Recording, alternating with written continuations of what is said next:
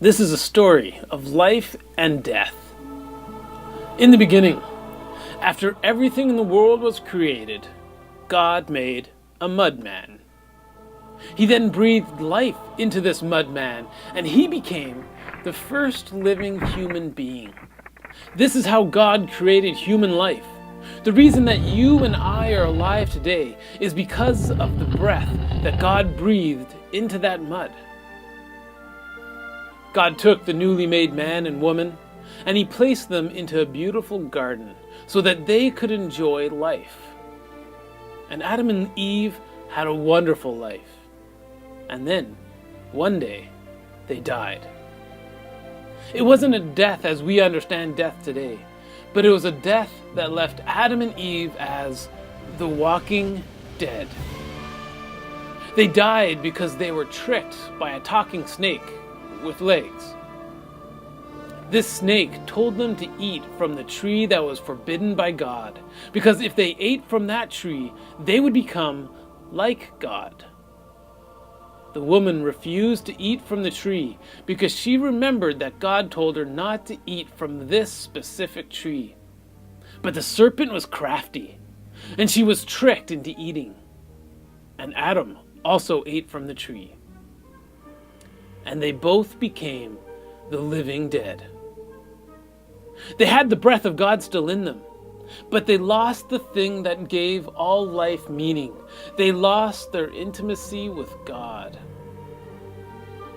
As a result of this death, all people to come after Adam and Eve were also dead, even though they were alive.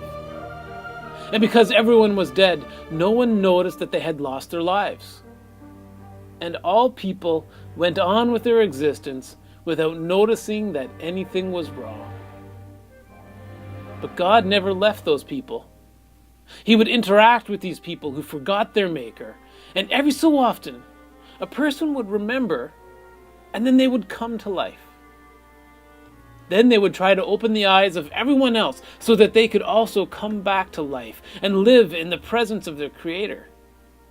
But each and every time, the walking dead attacked and killed the living. Eventually, a man named Ezekiel experienced true life with God. God took Ezekiel and he brought him into the valley of death.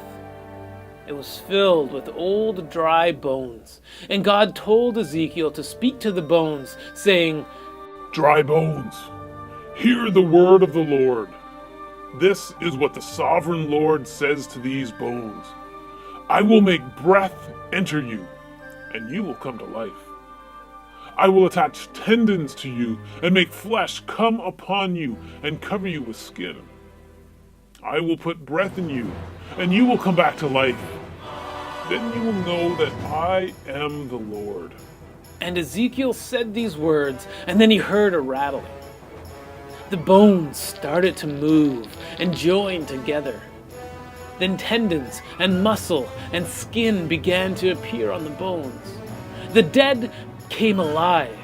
After countless years of death, finally the people have found life. But what Ezekiel experienced wasn't real. It was just a vision. It was a promise of God. It was a promise that life would one day return to the people, but until then, they would remain the walking dead.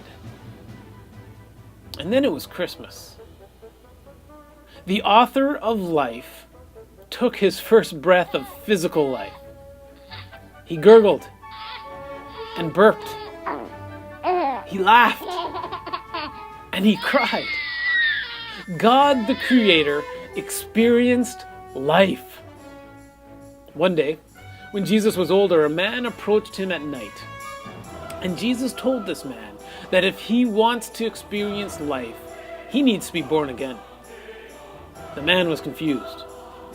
How could he, a grown man, become a baby?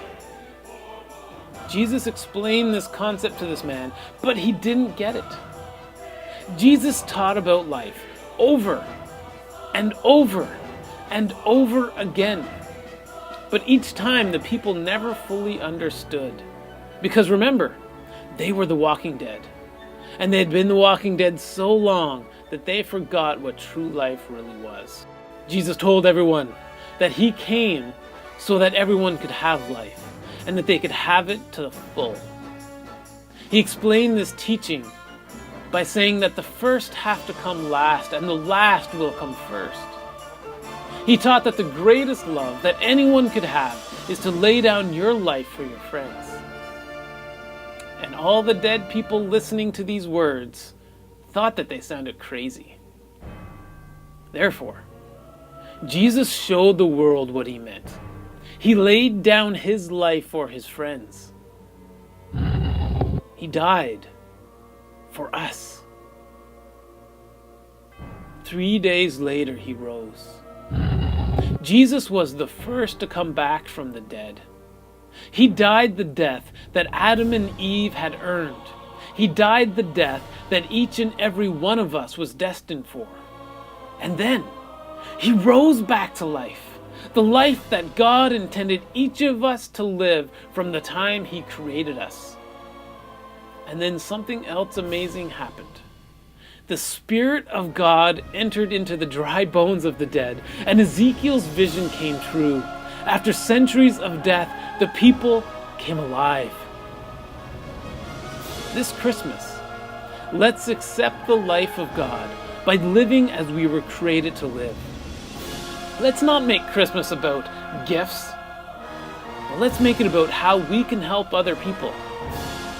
Let's realize that we are only fully alive when we are loving others.